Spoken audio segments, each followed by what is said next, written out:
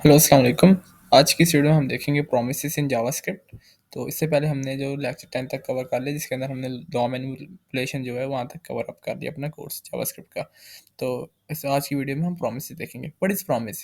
Promise basically हमें एक चीज़ का कोई रिजल्ट जब देता है ना, हम इसको यूज़ करते हैं आसिंक जो ऑपरेशंस होते हैं ना उनको हैंडल करने के लिए। असिंक्रोनस ऑपरेशन कौन से होते हैं? वैसे ऑपरेशंस होते हैं जो टाइम लेते हैं। मतलब मैं कह सकता हूँ जैसे कि मैं जाऊँगा अगर बेकरी से ब्रेड लेने, तो मुझे थोड़ा-सा टाइम लगेगा। ये हमारे पास असिंक्रोनस ऑपरेशन है कि मैं डायरेक्टली तो नहीं कर सकता हूँ इस काम को।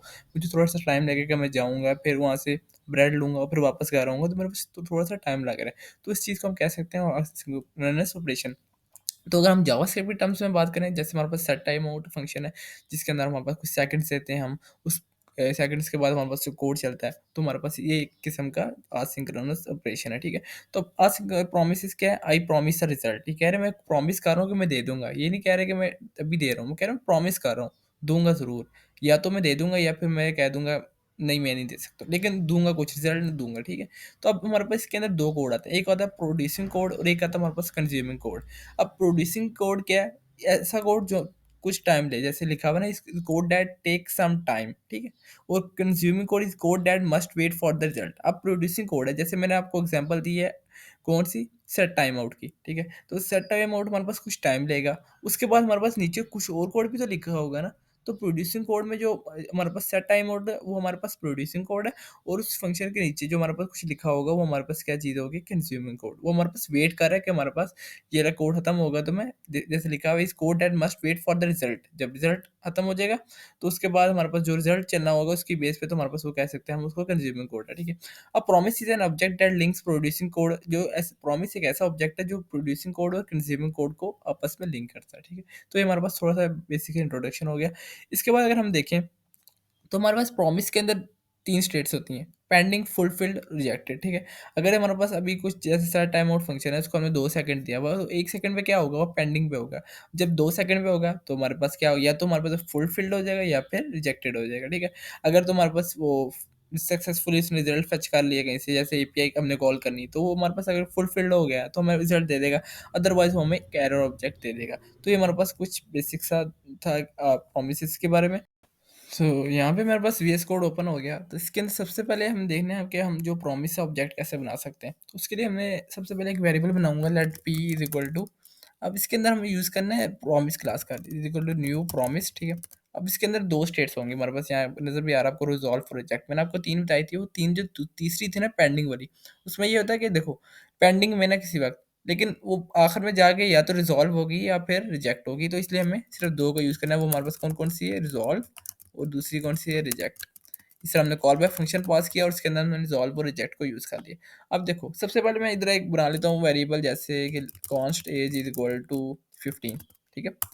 मैंने एज बना ली 15, और if age is greater than 18, तो अगर मेरे पास जो एज है वो ग्रेटर देन 18 है, मैं क्या करूँगा, मैं जाऊँगा रिज़ॉल्व वाली स्टेट में, ठीक है? और इसमें मैं कह दूँगा you are able to vote, ठीक है? You are able to vote. ये हमारे पास एक सिंपल सी कंडीशन लगा दी। एल्स हमें क्या करना है कि हमें रिजेक्ट स्टेट में जाना है, उसमें मैं लगा दूंगा you are not able to vote, ठीक है? तो हमारे पास एक सिंपल सा कंडीशन सी बन गई, बिल्कुल सिंपल है, आपको समझ आ जाएगी कि हम करना क्या चाहते हैं, हम प्रोमिस से क्या करते हैं। देखो अगर हमारे पास ये ट्रू होगा तो हमारे पास ये इसमें जाएगा, इस रिजॉल्व स्टेट में जाएगा, और अगर फॉल्स होगा तो हमारे पास ये रिजेक्ट स्टेट में जाएगा। तो इतना तो काम होगा। अब यूज़ कैसे करना है इसको, अगर मैं इसको अभी रन कर रहा हूँ तो हमारे पास तो कुछ भी नहीं हो रहा, ठीक है?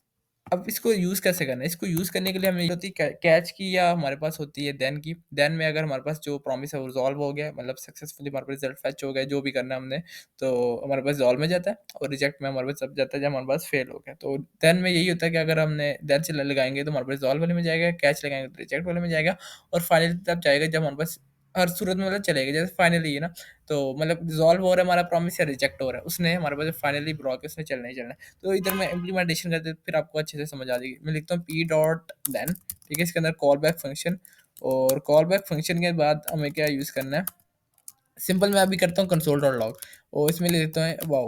अब वाओ किस हमें कब कराना है, जब हमारे पास रिजॉल्व हो रहा है, मतलब जब एज हमारी ग्रेटर देन 18 होगी, तब हमें प्रिंट कराना है वाओ।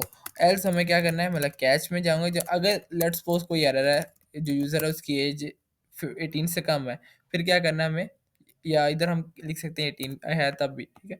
तो 18 से अगर एज कम है तो हम कह सकते हैं ओह नो, ठीक है, कि आप एबल नहीं हो कि आप वोट कर सको, ठीक है, ओह नो। इस तरह अभी हम इसको ना जो ये वाला रिजेक्ट वाला है ये प्रिंट नहीं करें, भाई हम सिर्फ इधर ये वाला प्रिंट करें रिजेक्ट। मतलब क्या, अगर हमारे पास एज ग्रेटर देन है तो एज ऑल वाले में जा रहा है, और अगर मतलब कि एज हमारे पास लेस देन 18 तो हमारे पास रिजेक्ट रिजेक्ट में जा रहा है। अभी हमको डाटा वगैरह प्रिंट नहीं कर रहे हैं, सिंपल। तो अगर मैं करता हूँ अभी लॉग इसको, तो हमारे पास क्या आ रहा है, ओ नो। क्यों ओ नो आ रहा है, क्योंकि हमारे पास जो एज है वो 18 से लेस है। इधर मैं कर देता हूँ 19, अब देखना आप। और मैंने इसको किया रन, तो हमारे पास क्या आ रहा है, वाओ, क्या आप एबल हो वोट के लिए, ठीक है। इधर हम डाटा जो है ना वो फेच भी कर सकते हैं। लेट्स सपोज मैं यहाँ पे लिखता हूँ डाटा, और कोई भी वेरिएबल का नाम दे सकते हो, और मैं लिख देता हूँ यहाँ पे डाटा, यहाँ पे भी लिख देता हूँ डाटा, और यहाँ पे भी लिख देता हूँ ऐसे डाटा। और अब मैं इसको रन करता हूँ, देखना हमारे पास क्या होगा। तो हमारे पास क्या आ रहा है, wow you are able to vote. मतलब जो हमारी रिजॉल्व स्टेट का जो भी हमारे पास आर्गूमेंट था वो इसने यहाँ से फैच कर लिया, और यहाँ पे हमें प्रिंट करा दिया डाटा। और अगर मैं इसको भी लेट्स सपोज मैं कर देता हूँ 12, तो इसको रन करता हूँ तो हमारे पास रिजेक्ट स्टेट वाली भी आएगी, ठीक है, oh no you are not able to vote. Finally को भी देख लेते हैं, यहाँ पे मैंने लिखा डॉट फाइनली, इसके अंदर कॉल बैक फंक्शन, और उसके बाद मुझे क्या करना है, सिंपल कंसोल करा देता हूँ, console dot log I will always run, ठीक है। और अब मैं इसको करता हूँ रन, तो देखो हमारे पास कोई एरर आ गया, वाओ कॉमा डाटा। दोबारा रन करता हूँ, मैं भी हमारे पास, या हमारे पास पहले कोई और है मसला था। देखो हमारे पास आ रहा है कौन सी स्टेट में जा रहा है, रिजेक्ट में, और लेकिन जो हमारे पास फाइनली वो ऑलवेज चलेगा, ठीक है। तो ये हमारे पास था बेसिक सा कि प्रोमिस क्या होता है। अब हम देखेंगे प्रोमिस को हम जैसे असिंक्रोनस जो हमारे पास फंक्शन होते हैं, जैसे हमारे पास सेट टाइम आउट फंक्शन है, उनके साथ हम कैसे यूज़ कर सकते हैं, ठीक है। तो अभी के लिए इस सारे को मैं करता हूँ कमेंट आउट, और इसको मैंने किया कमेंट आउट यहाँ से, कंट्रोल स्लैश, ठीक है। तो टर्मिनल, और इस सारे को भी मैं भी कर देता हूँ कमेंट आउट, ठीक है। यहाँ पे हम अपना कोड जो न्यू लिखेंगे। तो सबसे पहले मैं यहाँ पे बना लेता हूँ एक फंक्शन। मैं सबसे आपको पहले दी थी हम ब्रेड की एग्जांपल, ठीक है। तो हम लिख लेते हैं गेट ब्रेड, ठीक है। हमने ब्रेड लेके आनी है, और उसके बाद हम क्या करेंगे, ब्रेड लेके आएंगे। तो लेट्स सपोज मैं कहता हूँ सेट टाइम आउट फंक्शन लगा देते हैं यहाँ पे, और कुछ देर तो लगेगी ना हमें ब्रेड लेके आने में, ठीक है। तो सबसे पहले यहाँ पे कॉल बैक फंक्शन, ये हमारे पास जो सेट टाइम आउट फंक्शन उसको यूज़ करने का तरीका है। और यहाँ पे मैं दे देता हूँ लेट्स सपोज 5 सेकंड लगेंगे, ठीक है। तो 5000 मिली सेकेंड्स। और अब क्या करना है, जब ले आऊँगा मैं सिंपल करा देता हूँ कंसोल डॉट लॉग, और कहता हूँ आई गॉट इट, ठीक है, आई गॉट इट।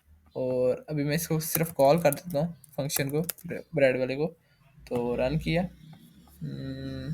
रन है अभी, और तकरीबन 5 सेकंड बाद हमारे पास क्या आ गया, आई गॉट इट, ठीक है।